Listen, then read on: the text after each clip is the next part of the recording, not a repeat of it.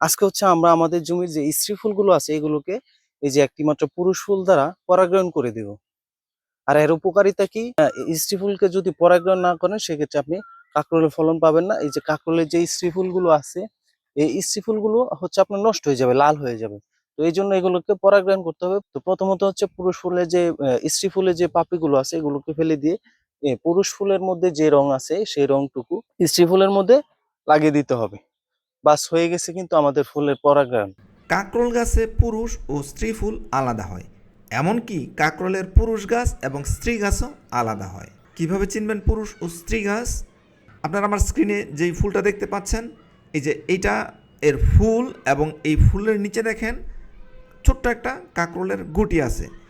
যখন কোনো গাছে আপনি এই রকমের গুটি সহ ফুল দেখবেন তখন ধরে নেবেন এটা স্ত্রী গাছ।